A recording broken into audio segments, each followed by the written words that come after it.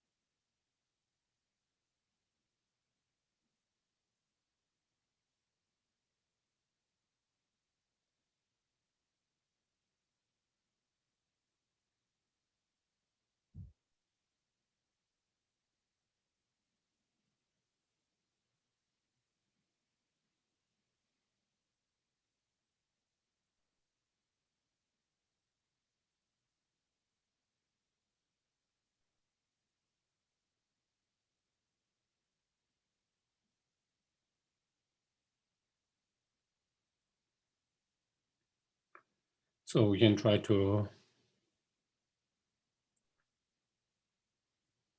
think and contemplate or feel. May our time coming here together with good intentions,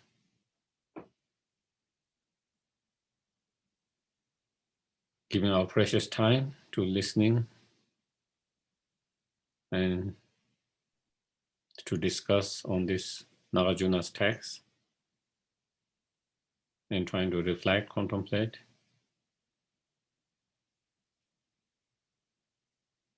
Due to all of that,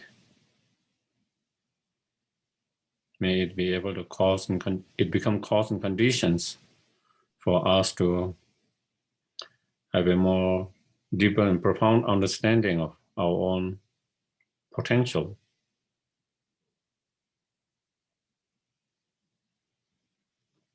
To become enlightened.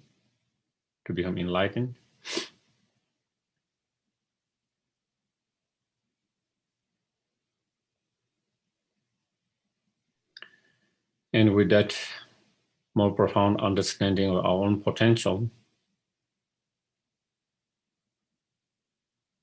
may it be able to inspire us to practice more strongly,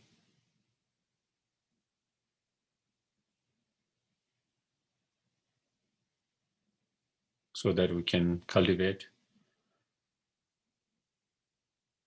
the wisdom realizing the ultimate truth and the bodhicitta mind.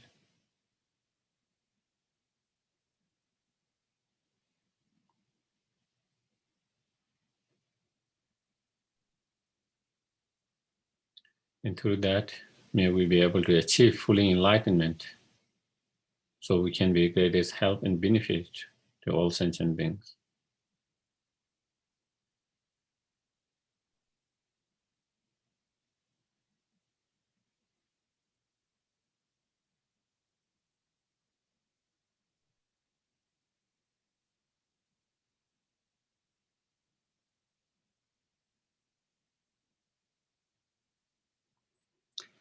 Okay, so then we can share the refuge prayer.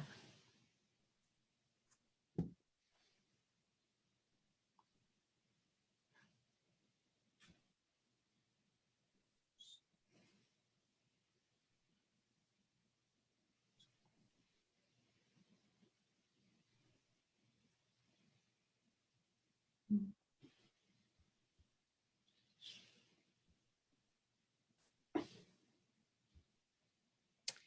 sorry, Geshe-la, it's not coming. It should come up, but it's not coming up. It's okay. So then we do. Yeah, I'm sorry. No problem.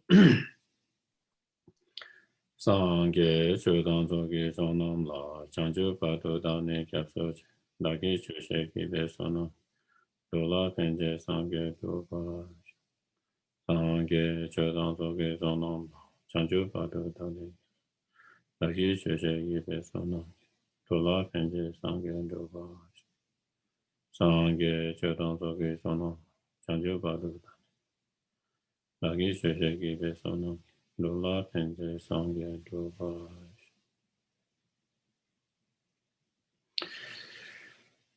So again, good evening, and thank you very much for joining today. And so,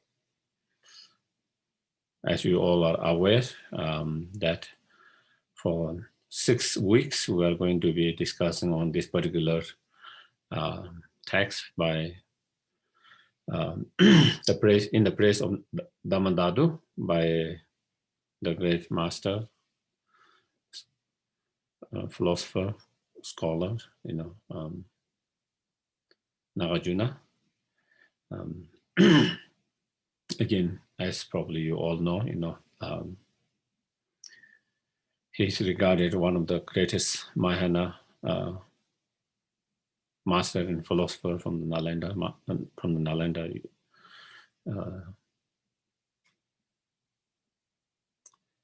And also who is being predicted in many of the sutras by the Buddha himself, who said, such and such called Nagarjuna will appear, slightly different in different sutras. In some sutras, after 400 years, he passed away, and he will clarify some of his, who will clarify some of the essential or difficult point when it comes to the ultimate truth or emptiness. And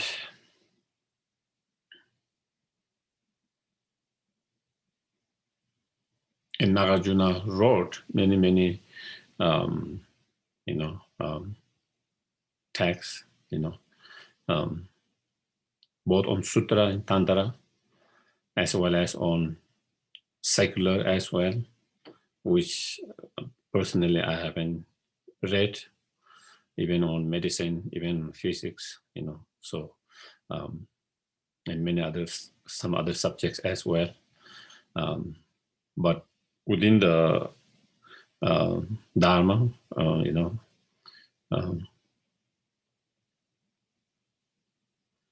according to some of the commentaries or masters, that many of his writing, if you kind of divide, and some of them are commentary to the first turning of the wheel of Dharma. Some of them are commentary to the second turning wheel of the Dharma, and some of them are the commentary to the third of the turning of the wheel of Dharma. And such as, like his, the 6 treatises, are like a commentary to the second turning wheel of the Dharma, and this particular text in the Praise of Dharmadhatu, according to some of the scholars' commentary, it is a commentary to the third turning wheel of the Dharma. Within the third turning wheel of the Dharma, of course, there are many different sutras, and among them, one of the sutra is a sutra on Tathagata Garbha, the Buddha nature. And so this one is Nagarjuna's kind of commentary on that particular subject from that particular sutra, third turning wheel of the Dharma, that sutra. And which is also that particular sutra, the third turning wheel of the Dharma, as I mentioned, there are many different sutra within that, but one of the sutra, Tathagata Garbha Sutra, is also known as the foundations for the Vajrayana practices, as His Holiness is from there. Then where it's the Vajrayana practice kind of the basics starting from there. It's kind of building the foundation for the next teachings and next practices. So anyway,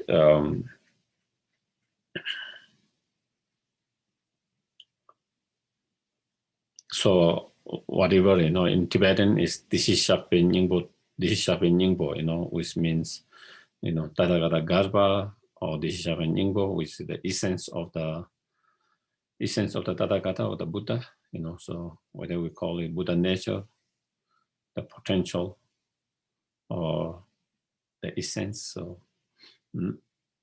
So that is the main subject of the discussions here of this particular text. That is the main subject of and so the reason to explain, and the reason for us to study and learn and is so that, we can recognize our own potentials.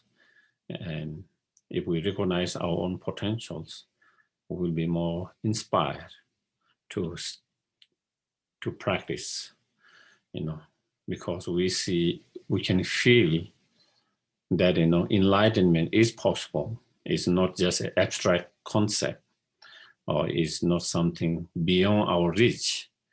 It's not something is reachable for some people and it's not reachable for some people, but to understand is something reachable for each and every sentient being, including oneself. And so when we feel that strongly, when we feel, enlightenment is possible, then, we'll be more inspired to put more effort in our practice. On the other hand, if we don't feel it is possible, then of course it will be much more difficult to inspire us to put more effort, because either we feel it is not possible for us, it's not for me, we might feel, oh, it's possible for those bodhisattvas or this and that, but maybe it's not possible for me. So we already kind of give up from the very beginning. So, or, we think it, is not possible. So we become discouraged. But on the other hand, when you feel it's possible, then it gives you inspirations, courage, encouragement, and more confidence in your practice. And that will give you more energy, more enthusiasm in our practice. So that is, where studying and understanding of Tathagata help us to inspire. And so according to some of the traditions, some of the other traditions, also according to some of the Kadamba's masters' traditions, when they give teachings, the stages of Path, they start with the Buddha nature, or Tathagata Garbha,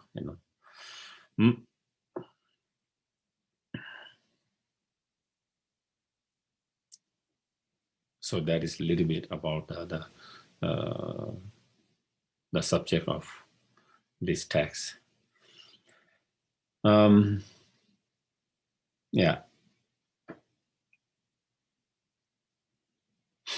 So maybe we can start with, I pay homage to the youthful Manjushri. So like many of the classical texts, it always starts with paying homage at the very beginning. And of course, there are many different reasons to do that,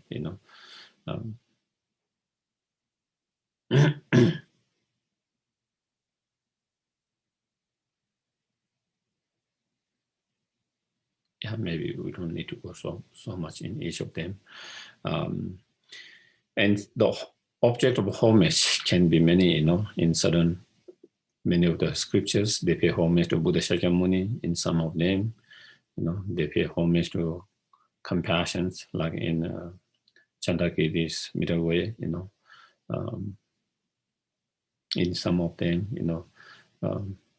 they pay homage to the bodhisattvas and the arhat and so forth. Here, the homage paid to the Manjushri, youthful Manjushri. And so again, with that, sometimes you know what subject it's going to be from just the homage. And so it is going to be about more of wisdom or right view and emptiness. And Manjushri represents the Buddha of the wisdom. So by paying homage to that, so it kind of indicates what main subjects are going to be,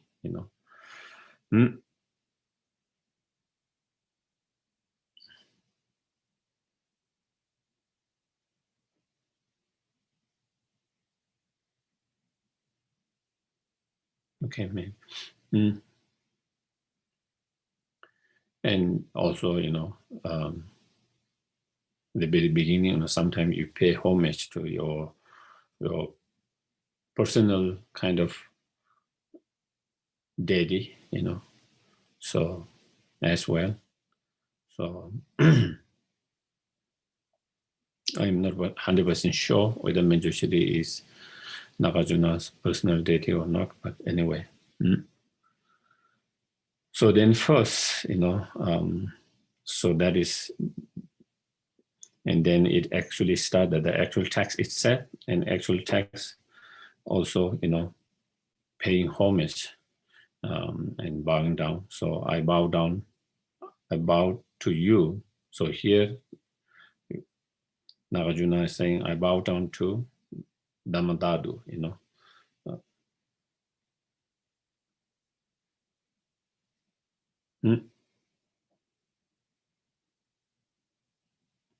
the sphere of phenomena, emptiness, dhammadatu. So here the dhammadatu, as because it's can be understood in two ways,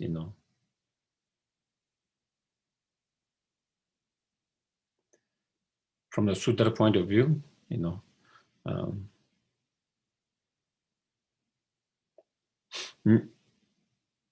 from the sutra point of view, it is the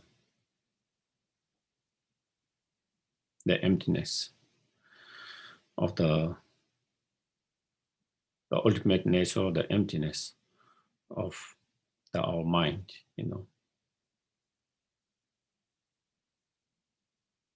That is the cause for dharmakaya, the natural abiding dharmakaya,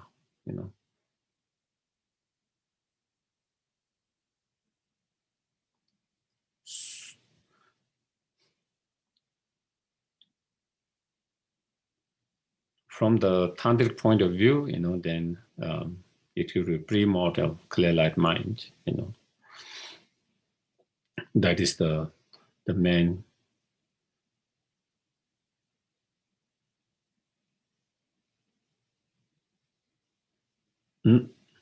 yeah, pre-mortal clear light mind. That is the cause of the dharmakaya. So I bow to you, dhammadatu, and who reside in every sentient beings. So such dhammadatu, whether it is the emptiness of the sentient being's mind, as long as there is within the each of sentient beings, it resides their mind. And within that mind, there is the ultimate nature or emptiness of that mind, so that it resides in all sentient beings, every sentient beings, or, that clear light mind. premortal clear light mind that resides in every sentient beings. If you aren't aware of you, they circle through these tribal beings,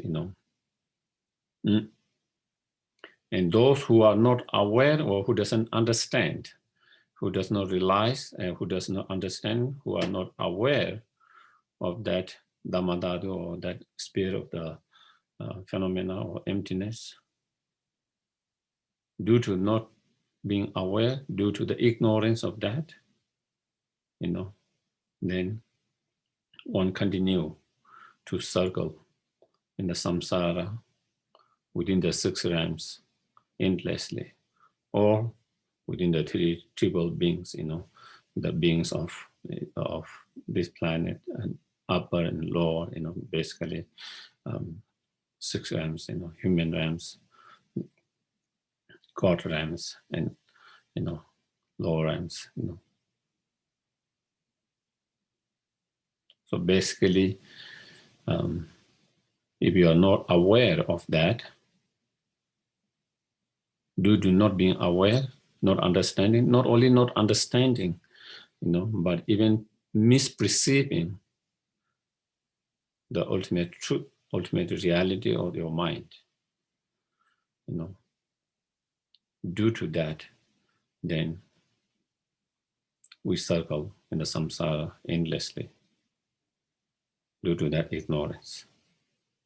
That ignorance, not being aware or realizing that dhammadatu. So that's how we circle in samsara and continue to experience suffering endlessly. On the other hand, due to just that being purified, what is such cycling cause, this pure, very pure, is then nirvana. So, on the other hand, due to understanding and realizing of that dhammadatu, or the ultimate nature or emptiness of the mind, when you have awareness or realizations or experiential understanding of that, then you cut and purify and cleanse and cut the very root of the samsara or cyclic existence, the root or the cause of that. That is the fundamental ignorance. The very root of the samsara is our fundamental ignorance of self-grasping, or the grasping of phenomena to exist inherently. So that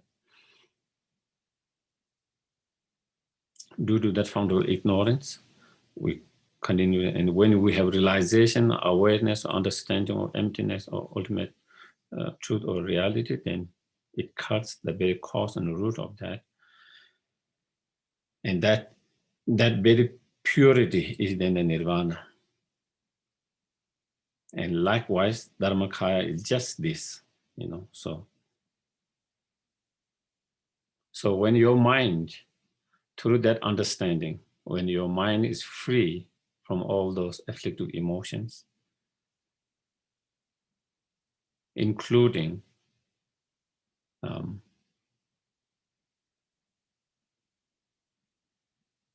the very imprint of those afflictive emotions, which are the obscuration, subtle obscuration of the knowledge,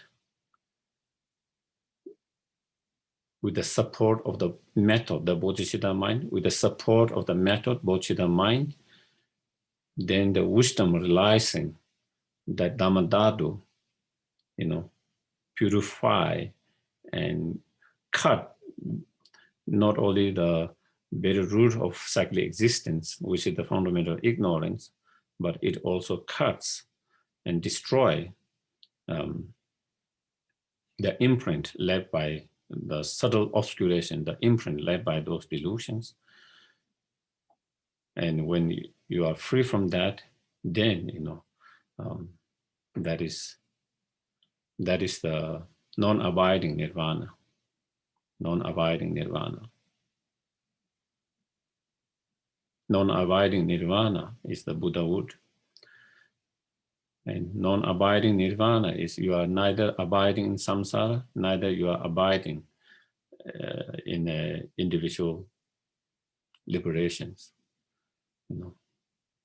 Not abiding any of the true streams. And so that is in nirvana. That is when you achieve non-abiding nirvana. Likewise, dharmakaya, just like that. So when you talk about the nirvana, as well as dharmakaya, we can understand, two. Natural nirvana or natural dharmakaya, or nirvana that is free from temporary strain or obscurations, or dharmakaya wisdom in terms of dharmakaya. So when your mind is free from all the obscurations, both the afflictive emotion, obscuration of afflictive emotion and obscuration of knowledge, the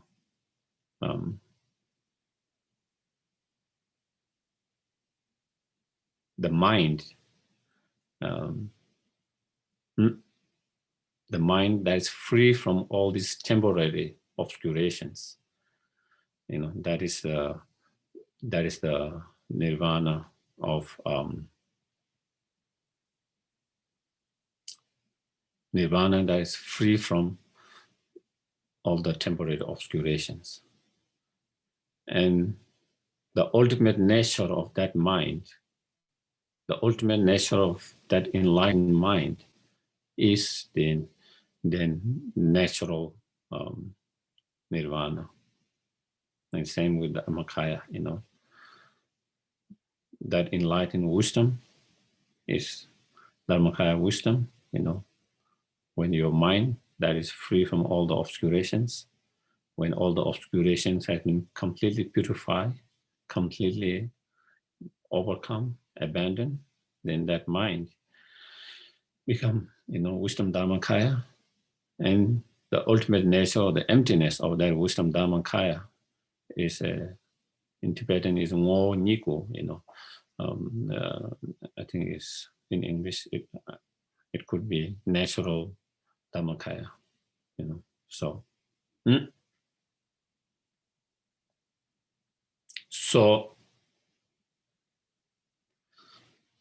So everything, samsara and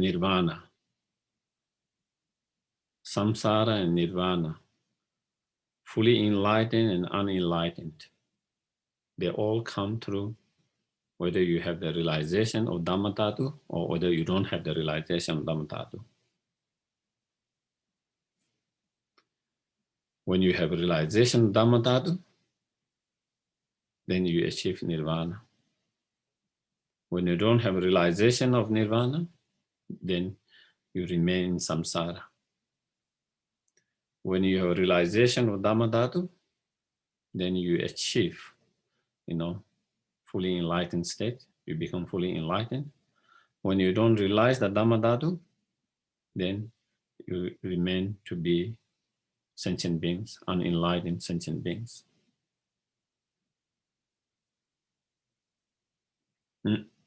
So, and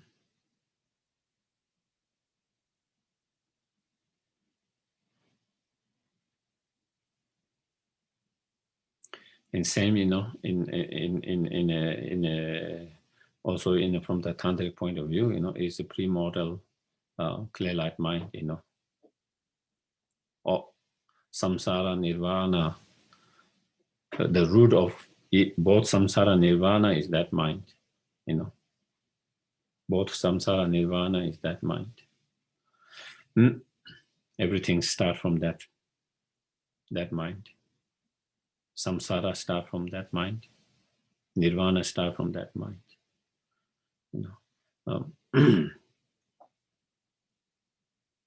So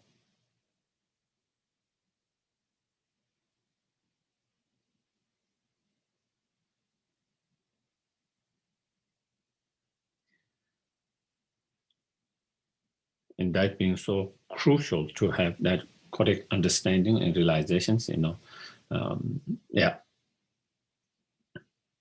dhammadatu. So that is why Nagarjuna is paying homage to that dhammadatu, because if you have correct understanding, awareness, then you can become fully enlightened. On the other hand, if you don't have correct understanding, realization, awareness, you remain in samsara and continue to suffer and continue to circle in samsara endlessly suffering.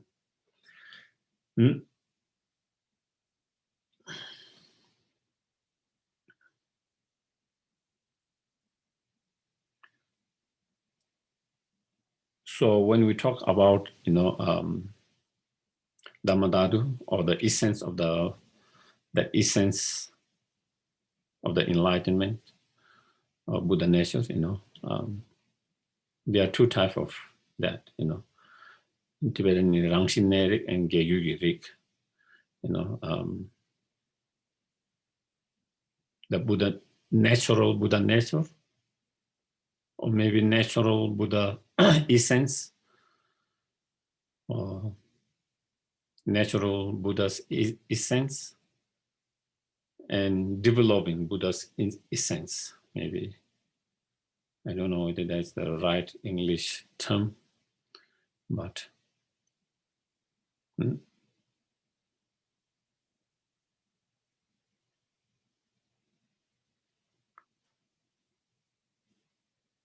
then, the meaning of that, what is the natural, of course, within the all different Buddhist school of thoughts, they all talk about the Buddha nature, or the essence of the Buddha, or Tadagava, But then, when we talk about two natural Buddha essence or Buddha nature and developing Buddha nature or Buddha's essence, so then among the different schools of thoughts, there are slightly different presentation of them,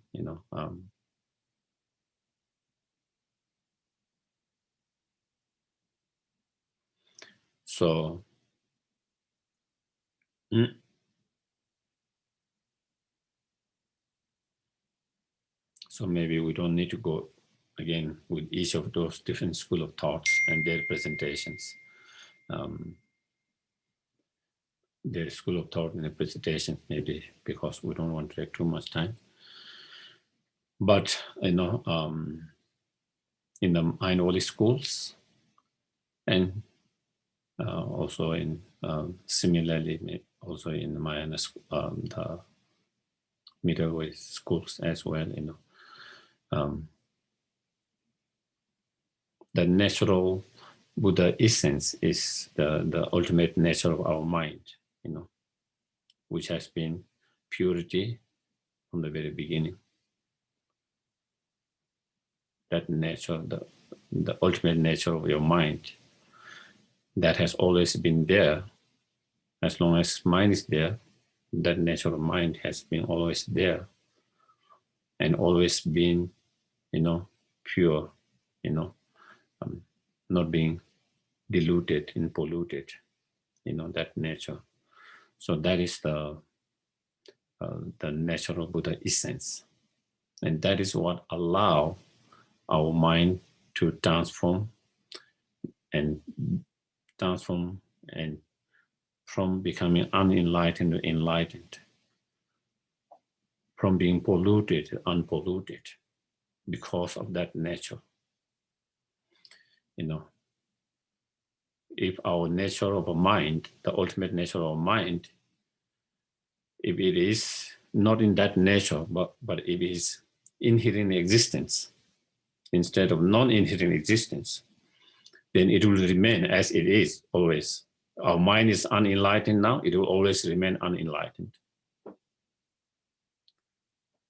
Our mind is undeveloped now, it will always remain undeveloped.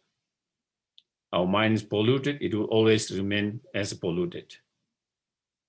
But since it's not inherently existent, the nature of that, the ultimate nature of your mind is not inherently existence,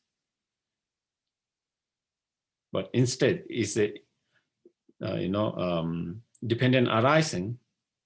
Therefore, when certain cause and condition come together, when certain cause and condition are changed, then your mind can be changed. And that is why your mind can be changed. Your mind can be transformed. And therefore, your mind can be transformed from diluted to undiluted, from being polluted to unpolluted, from being unenlightened to enlightened. And so that is what, so that ultimate nature of mind, that is the, that is empty of inherent existence. So that is what the natural Buddha essence, and developing Buddha essence is, through practices, through our effort and practices, that we begin to make progress.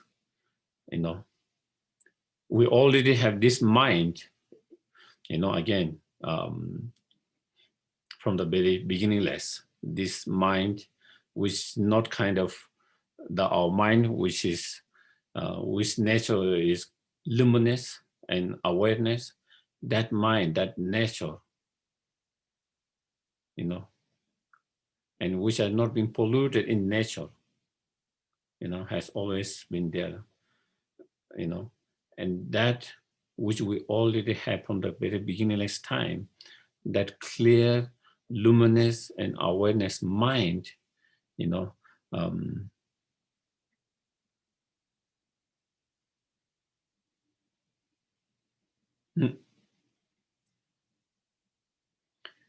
and when that mind, so we have that mind, and when we put effort,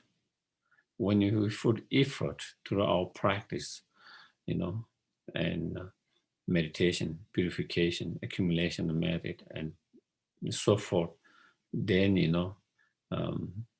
like it's putting water to that mind, and that is how then we progress, how we develop. That is why it's called, it's developing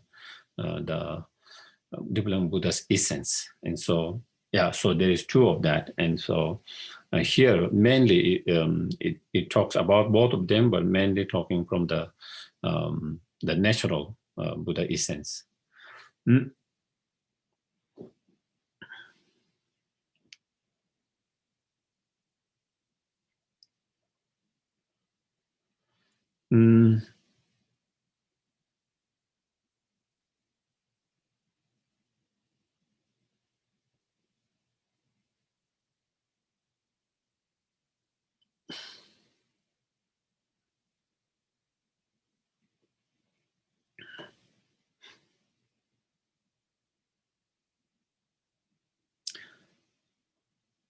And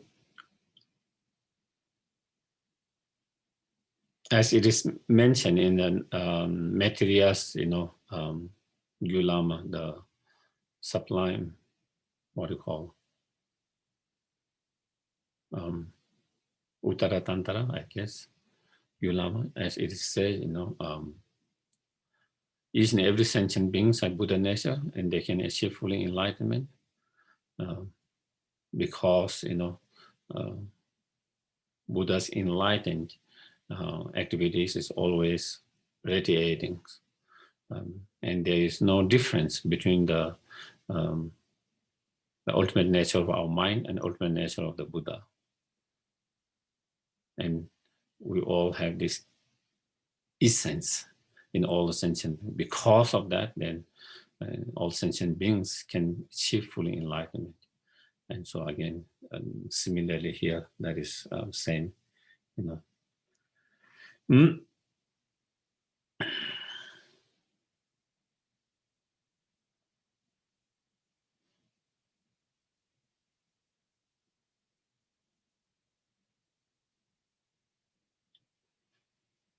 So again, I think, I don't need to go so much detail in how we experience how we circle in samsara, and what samsara means and how we circle in samsara.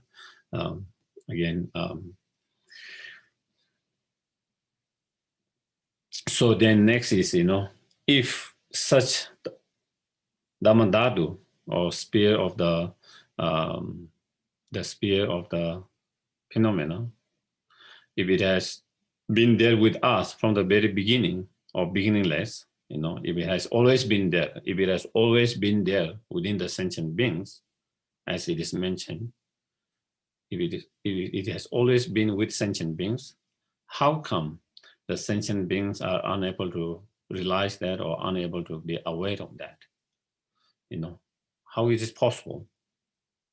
How is this possible? If it has been within the sentient beings, within us, always, how come that we are unable to realize that? How come we are unable to be aware of that? And so then here Nagarjuna explained through example and the meanings. And so that is what the next one, While he is blinded with the milk, butter's essence appears not. So that is example. Likewise, in afflictions mixed, dhammadatu is not seen. So in an example, within the butter, there is not butter, within the milk, there is the essence of the butter.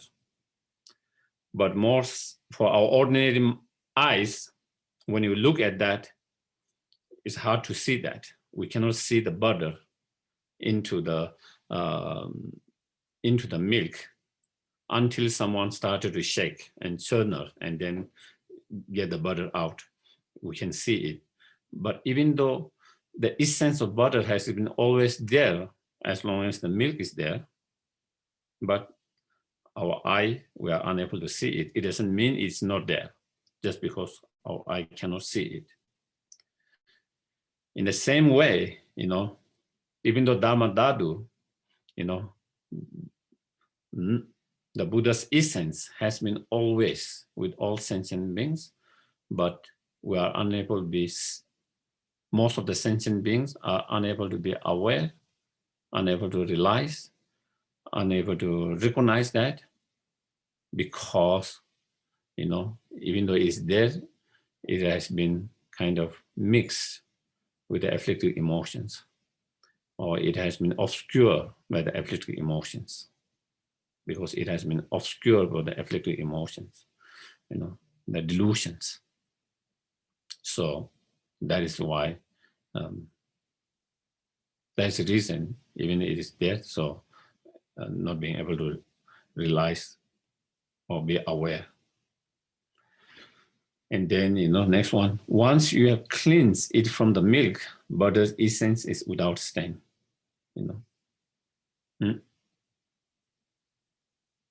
So once you churn the milk, when you shake the milk with the time, effort, then you get the butter and the essence of butter within the butter, and that is without the stain. Just so, with the affliction purify the dhammadatu like all stains, So even though butter's essence has been kind of obscured by the milk at the very beginning, but that has been not obscured into the nature of the essence of the butter. In the same way, even though our mind is being obscured by afflictive emotions, mixed with the afflictive emotions at the moment, even though it's being obscured by the afflictive emotions, but,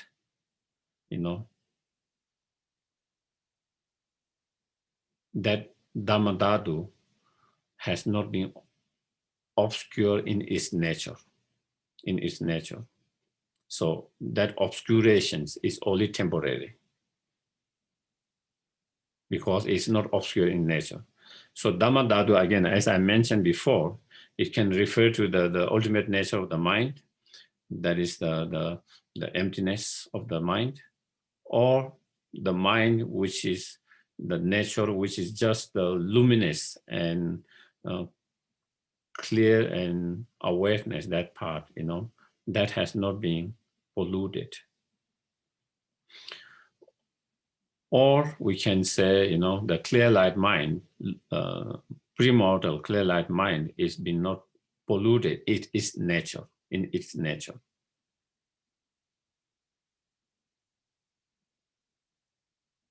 Same with our luminous and awareness, that nature of mind has not been polluted in its nature. And therefore dhammadatu lacks all the stain, so that Buddha's essence, whether it's the natural Buddha essence or whether it's developing Buddha's essence, or the dhammadatu, like the stain, is not being stained in its nature. And because it is not being stained in its nature, that is why the delusion can be overcome. No matter how strong we feel the delusion at the moment, no matter how strong we feel the delusions and afflictive emotions, they can be clear, they can be purified, they can be destroyed, and achieve the enlightenment, because all of them are temporary. Even though they are polluted, the mind, but they don't pollute, it has been not polluted in the nature of that mind.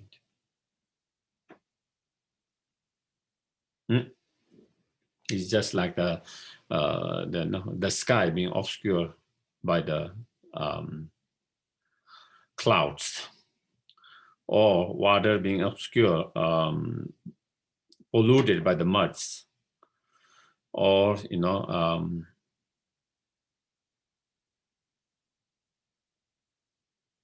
mirror obscured by the dirts, So if we look all those different examples, we can see, even though the sky can be obscured by the clouds, but it's temporary.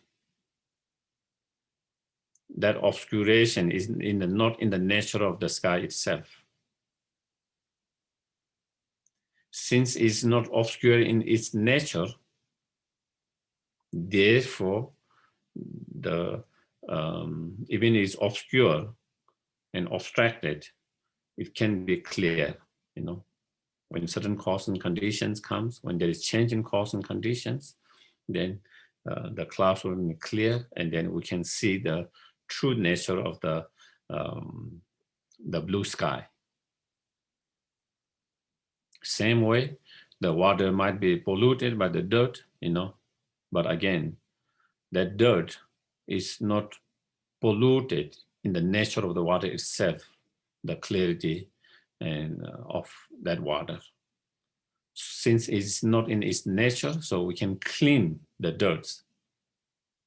We can clean and purify the dirt from the water, and then to experience the true nature of the water, the clarity, all of that. If it's in the nature of that, if it is in that nature, then that is what it is, so you cannot change. If the pollution is the nature of in the mind, then that is what mind is. And so you cannot change that. You cannot overcome that pollution. Same, the dirt in the water, if it is in its nature, then we cannot purify it. If the cloud is in the nature of the obscuring in the nature of the blue sky, then we cannot clear the clouds. Same way with the dust at the mirror. Even though it can obscure the mirror, but it doesn't obscure in its nature. If it is in its nature, then we cannot kind of clean the dirt, because it's the way nature is.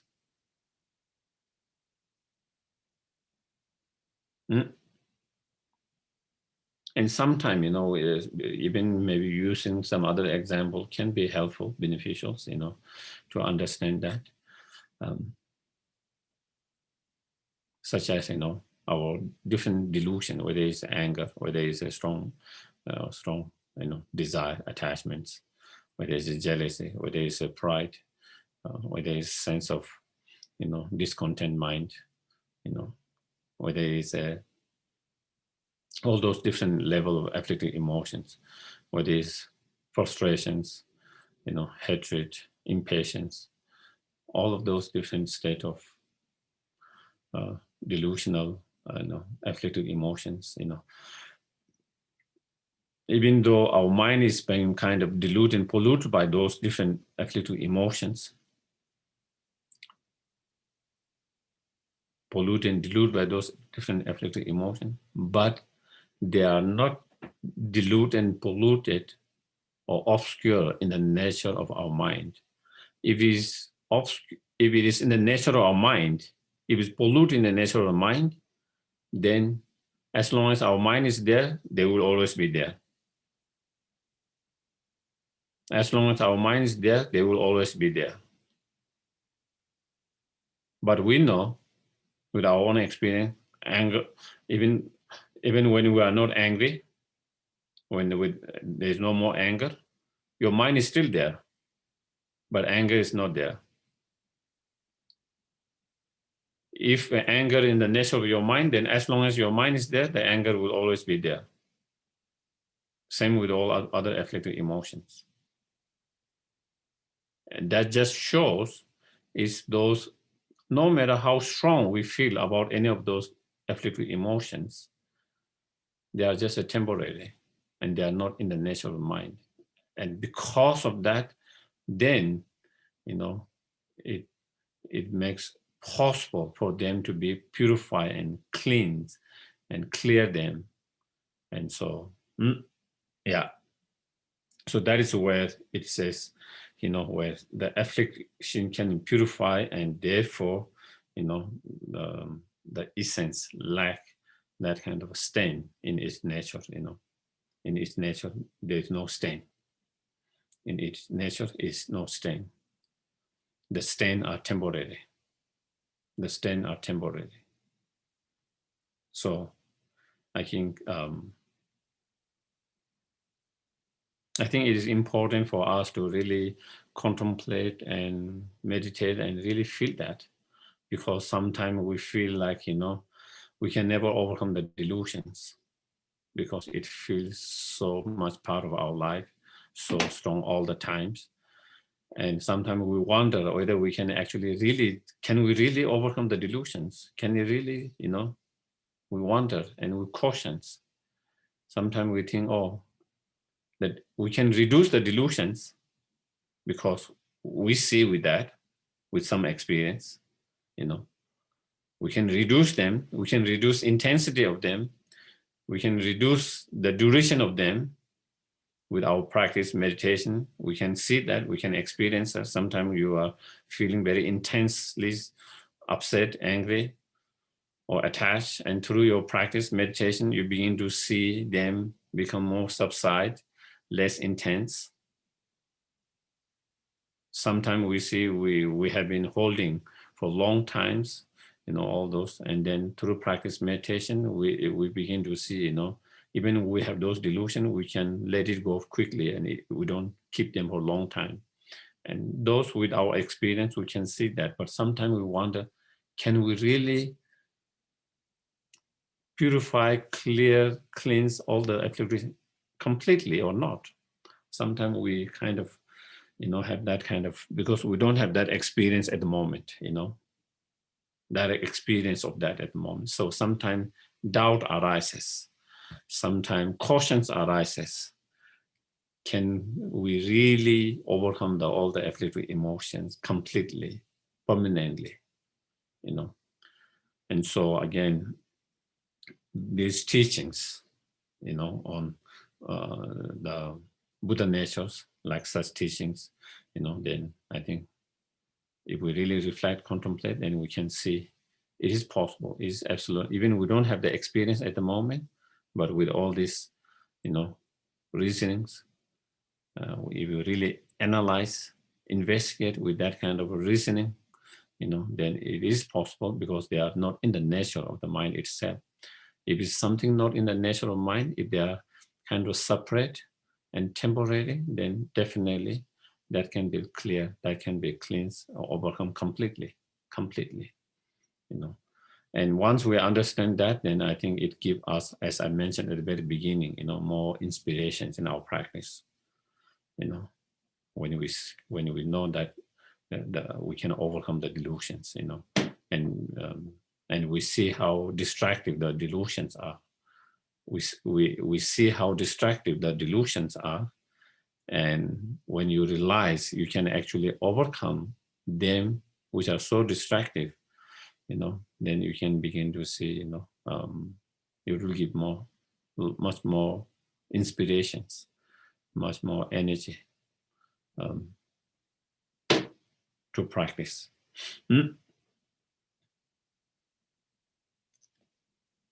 So again, with another example,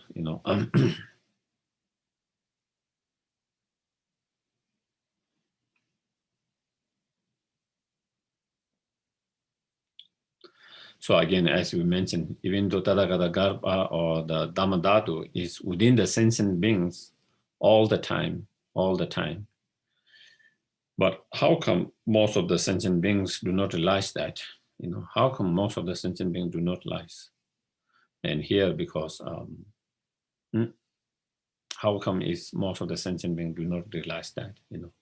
And again, using another example, why different examples. So just as a lamp that is sitting in the vase does not illuminate at all, even the nature of the lamp, is illuminating. Okay, the very nature of the lamp is illuminating. That is its nature. But when it's full in the vase, then most of the sentient beings cannot see the light, the illuminating light. When it's inside the vase and when you are looking from the distance, or the vase is closed, okay? The vase is closed, the light is inside the vase and the vase is closed. So when you look, for most sentient beings, they wouldn't be aware, they wouldn't notice, they wouldn't recognize the illuminating. Even though the illuminating is the very nature of the lamp. Same way, while dwelling in the vase of afflictions, the dhammadatu is not seen. And so why we are unable to see, why the sentient beings, most sentient beings, are unable to be aware and see and realize the Buddha's essence or dhammadatu, is because they have been covered by the afflictive emotion, the vase of afflictive emotion, just as the vase has covered the lamp, Same way, the delusion, afflictive emotions has covered that. Even though, the very nature of dhammadatu, the Buddha's essence, by very nature, is pure, undiluted, unpolluted, just like the lamp, very nature is illuminating, just by the illuminating and not darkness, but illuminating. The very nature is illuminating and not darkness. In same way, the dhammadatu essence of our mind is, the nature of that is, unpolluted and purity. Again, whether we talk about the very ultimate nature of the mind itself or the clear, luminous awareness mind itself, they are not, they are not, the very nature is that pure and undiluted and unpolluted, and is temporarily kind of being covered up by the vase or the bucket of afflictive emotions, and that is why most sentient beings are unable to see it. Most sentient beings are unable to see it. So how can we see that, So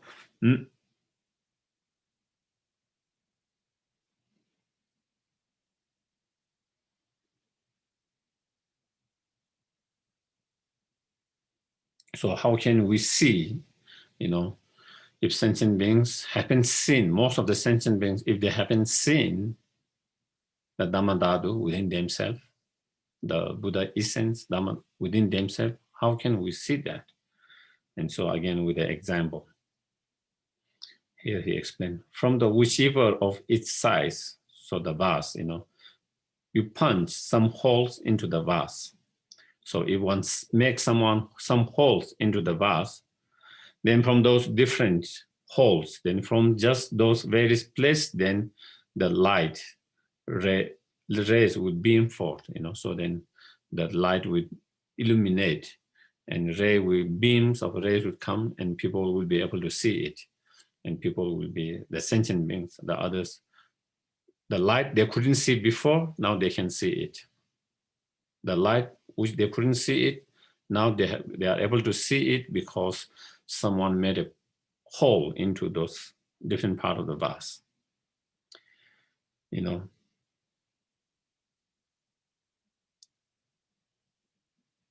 Similarly, once the vajra of samadhi has completely smashed this vase to the very limit of all spaces, it will shine just forever. And so then, similarly, through study, reflection, contemplations, then whoever realizes the emptiness or the whoever realizes the ultimate nature of your mind, whoever realizes the ultimate nature of your mind or dhammadatu, the natural essence of the natural Buddha essence, whoever realizes that, first with the concept, with the reasoning and logic, with the concept, then they are able to see a little bit of the light, like from just one hole or two holes. And then you begin to continue to meditate.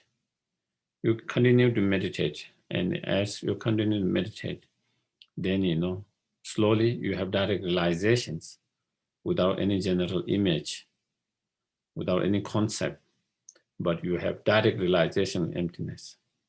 Then, it's like you are seeing the light, bigger light, because hole is bigger or from many holes. Now you can see the light, more stronger light.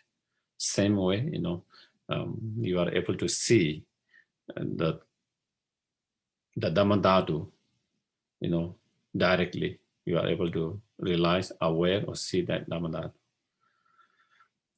Again, so that is on the, so during the path of preparation and accumulation and preparation, you are able to see that, through concept, reasoning, logic, and then in the path of seeing, then you are able to see directly. That is, you see more light, and at the end, then, again, you continue to meditate together with the support from the bodhicitta and the method, you continue to meditate on the emptiness or towards the dhammadatu.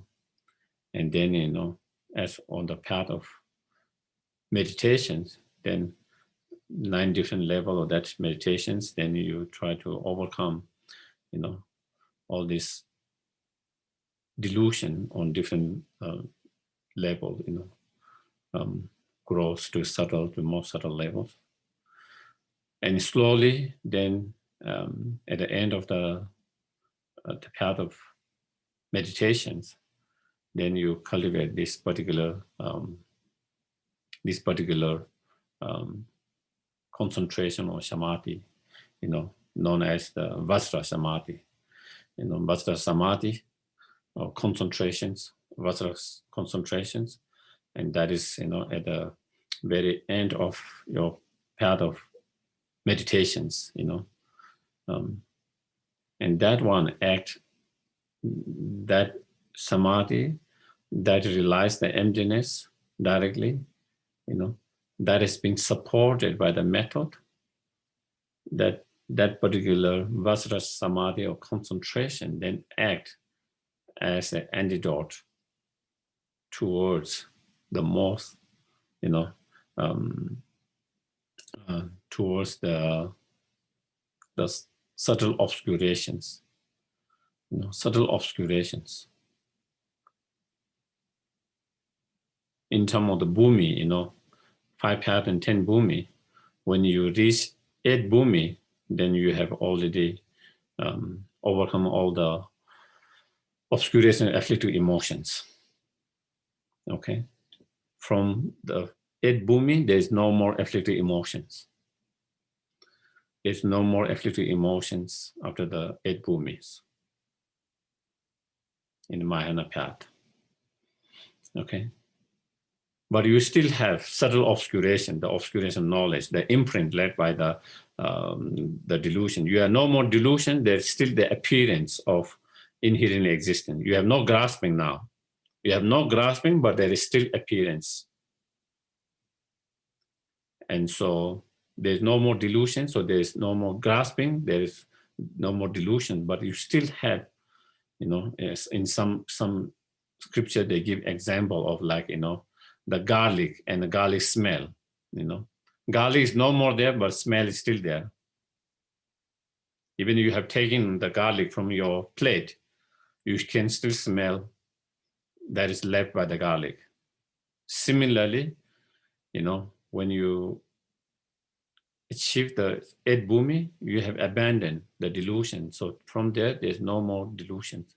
But still, like the smell of the garlic, there is the imprint. And so that what does that imprint does is that imprint obscure. There's appearance of, even though there's no grasping, there is appearance of that, and because of that, then it obscures you to see the both truth simultaneously, with one mind to be able to see the both truths simultaneously, because when you have direct realization of emptiness in both sattvas, then there is no appearance of, conventional phenomena. When both sattvas are in deep meditative equipoise on ultimate truth, only what they experience is the ultimate truth. All others, conventional or phenomena, do not arise or appear in that mind. So they cannot have a direct realizations of conventional phenomena, related phenomena, while they are in the deep meditation or meditative equipoise of that. But when they come out of meditative equipoise, and when they have direct realizations of conventional reality, but then they don't have that, with that mind, they cannot realize the ultimate phenomena or reality directly with that mind. So that is the obscuration, what obscure the subtle. And then with this final concentration samadhi, the Vajra samadhi, then together supported by the merit, supported by the method, the bodhicitta mind, then it destroys the final, most subtle obscuration of the knowledge. Again, even from the 8 bhumi, then you started to again, abandon and clear gross level of that, gross level of obscuration of knowledge, and then subtle, and then more subtle at the final, this one, at the final one.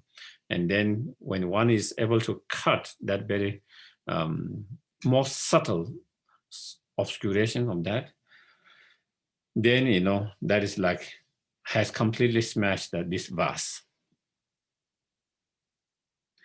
So when you smash the vase, then you see the whole light permeating the whole space, you know, all the darkness, whole space.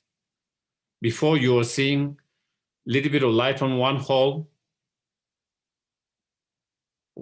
you see a little bit of light. So that is when you are at the path of accumulation and preparation, when you have realization of dhammadatu, but with the concept.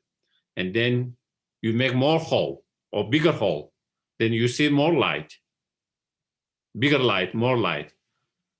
That is when you have direct realization on the path of seeing. Again, you make more and more hole or bigger hole, you start to see more and more light as you progress on the path of meditation on the stages through the different bhumis. And then when you finally smash the whole vase, then you will see the whole light illuminating whole space. And just like that, with that final basta samadhi, when you smash or clear or purify that final, more subtle obscuration of knowledge, then, you know, then it will shine forever. So that is where then, you know, then you have realized, you have purified and cleared all the darkness you had illuminated, and all the darkness of all the obscurations. And then you are able to see both truth directly, simultaneously. There's no more obscuration. There's no more appearance. Not only there's no grasping, now there's no appearance even of truly or inherent existence anymore. Not only there is no grasping, but no more appearance. And because there's no more appearance of truly or inherent existence, so you are able to see the both reality simultaneously, you know, directly. You are able to see all the phenomena, you know, then you become all-knowing, omniscient. Now there's no more obscuration for your mind to see and be aware or experience any of the phenomena directly.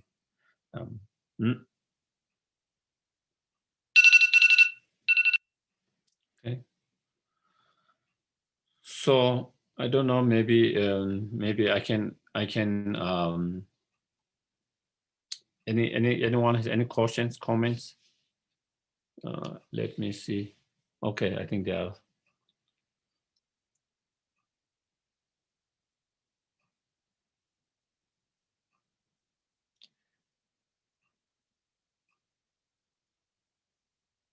Okay, I think that it is not caution, it is just a sharing of the verses, okay. Is dharmakaya same as dhammadatu? Not really, you know.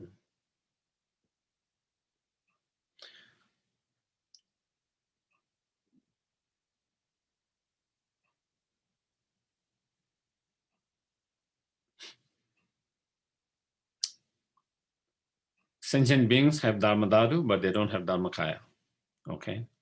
So our nature, so we are possessed by the dhammadatu, you know. Our ultimate nature of the mind is dhammadatu, you know. Or our pre-mortal clear light minds is dhammadatu, you can say. Or we can even say, you know, even from a Sutra point of view, you know, our luminous and clear awareness mind, we can say also that as a dhammadatu, but there are no dharmakaya, you know. Dharmakaya is the qualities that can be only realized or be aware by the Buddha themselves. So dharmakaya, you know, wisdom dharmakaya or natural dharmakaya, we already explained before. The wisdom dharmakaya is enlightened wisdom, you know, the enlightened wisdom mind of the Buddha that is free from all the temporary obscurations of afflictive and knowledge. So that is the Dharmakaya wisdom. Dharmakaya wisdom is the Buddha's or enlightened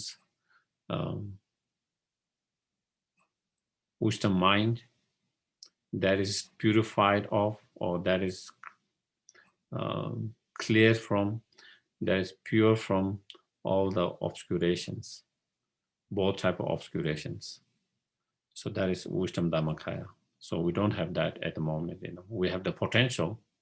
We have our mind has that potential to transform into that, but we are not there at the moment because our mind is still not free and purified of those temporary obscurations, because we are still being obscured and polluted and diluted by those temporary obscurations. So that is Dharmakaya wisdom. And then, the very nature of that, the ultimate nature of that mind, that Dharmakaya wisdom, the ultimate, very, very ultimate nature of that Dharmakaya mind, which is empty of inherent existence. That Dharmakaya mind is also empty of inherent existence. Not only our mind is empty of inherent existence, but even Buddha's Dharmakaya wisdom is also empty of inherent existence. And that nature has been always, it is not like it was inherent existence before, and now it has become non-inherent existence.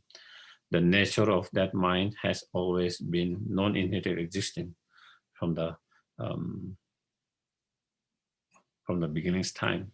And so that one is a natural, that is what we call ngo niku, natural Dharmakaya. So also we don't, that natural Dharmakaya is the ultimate nature of wisdom Dharmakaya. And so since we don't have that Dharmakaya, so we don't also have that ultimate nature of that mind within ourselves. And so therefore those are two separate, okay? So then there's one, when Buddha subdued the four Mara, is that same, that very subtle imprint are finally purified? Yeah, you can say, I think the four Maras are the Mara of death, the Mara of afflictive emotions, and then there is the Mara of the Mara of the God's sons, and then what is the one Mara? I'm not recollecting.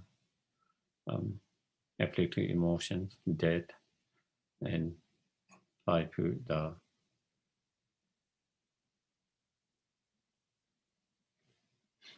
I'm unable to recollect one of the Maras, but I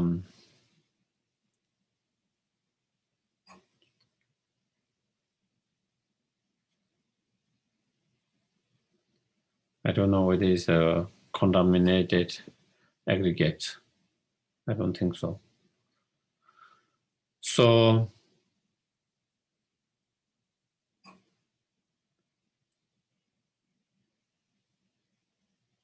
from those four Maras, then it doesn't seem like, when we say the afflictive emotions, whether it includes the imprint of afflictive emotion or not, So if you are just saying the Mara's afflictive emotion, then of course still you are not free from that subtle obscuration. But if we say afflictive emotions, including the imprint left by those afflictive emotions, then that will be the most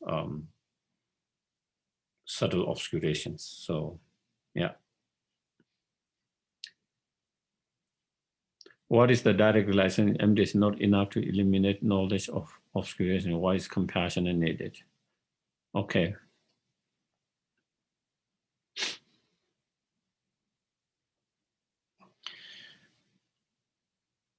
Even though the direct realization emptiness can counter and be remedy and overcome all the afflictive emotions, delusions, and the root of all this delusion, but it cannot encounter the imprint that led by that. And it needs the support of the bodhicitta, the method, compassion, bodhicitta, and the support of merit, the method of merit, creating enough merit. And so, because it is, because that imprint is much more subtle than the delusion themselves. So it's more difficult, and so it requires the other support. Without that support, just by itself, it cannot. If just by the wisdom realizing that directly realize wisdom realizing emptiness directly can, if it can purify or cleanse or clear or abandon the very subtle obscurations, then even the arhat would be able to do it. And the reason even the arhat have been able to abandon all the obscuration, all the afflictive emotion, but they haven't been able to clear or purify the imprint, the subtle obscurations, and because their wisdom do not have the support of the bodhicitta mind, the method, and enough merit, and so therefore, I haven't seen any examples, but sometimes I feel like it is the wisdom is like the saw, saw you need to cut. So it's the same saw, but in order to cut well, then you need a very strong shoulder, so you can keep very strongly to cut, or even chopping with your, and so that is the support that the method, the bodhicitta, compassion, and the merit give. So in terms of wisdom, there's no different. It's the same soul, but then you have more stronger shoulder to keep it strongly, so that it doesn't. So it is able to cut something that before you are unable to cut because you are not strong enough. So I don't know whether that will be there, but yeah. So yeah, that is why it is needed. So then there is what is the conventional nature of the mind, awareness and knowing, the developing dharma. Dharma dead, that I don't know what is dhammadatu, maybe it must be saying developing dhammadatu. Yeah, the conventional, the developing dharmadatu, developing dharmadatu is, according to the mind-only schools, the natural dhammadatu has been always there, always been there. Whereas developing dharmadatu is something you create new through your practice, through your virtues. So you create one, it has always been there, and one, something you develop later through practice, transforming and changing your mind through different practices, through different virtues. That is that. But according to the, there's not so much clarity. There's no so much clarity, very specific clarity in the prasangika point of view, whether that developing dhammadatu is actually also has been always there, or it is similar like mind-only school that you develop later. But I think according to at least one commentaries, it says, it can be that something always there. That is your conventional nature of mind, that is luminous and or clear and awareness. And then that is one that's always been in, as well as like the mind holy school, as well as the virtuous mind that we have developed later through different practices. So it doesn't have to be something that has always been there, but there can be developing dhammadatu that has always been there, as well as developed later through the practice and virtues. So that is so there is some at least according to one commentary, there is that explanations of that. Yeah. So yeah, maybe next time. Okay. So then there is one more. If compassion method cannot eliminate grasping to true existence, why can it be supposed to eliminate imprint of the grasping? You know, the actual weapon itself is still the wisdom realizing emptiness. But the compassion, the method, help to be that weapon to be more stronger. So, you know, it's the same weapon, but through that, as I mentioned, it's the same soul, but when you have same X, but someone who cut that, who have a more stronger shoulder and who can hit at the same place, and then you are able to cut something you are unable to cut if you are not strong and if you don't hit the same things. So in terms of the weapon itself is the same, but then because of the certain support, then it makes that weapon more stronger into destroying something that was not being able to destroy by that same weapon without that support, you know. Yeah.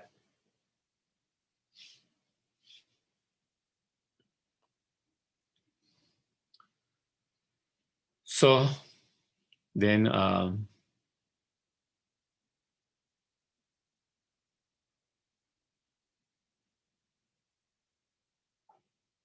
yeah.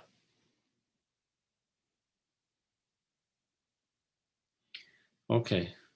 I guess if there's no question, we can have the dedications, and I guess maybe there's a lot to think about it.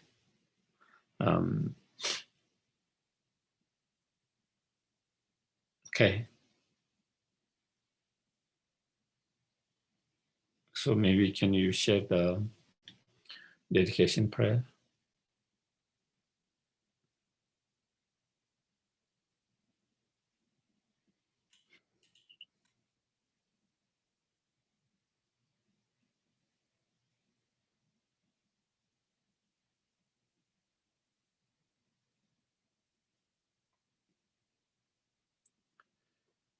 Due to the merit of these virtuous actions, may I quickly attain the state of Guru Buddha and lead all living beings without exception into that enlightened state. May the supreme jewel Bodhicitta that has not arisen, arise and grow, and may that which has arisen not diminish, but increase more and more.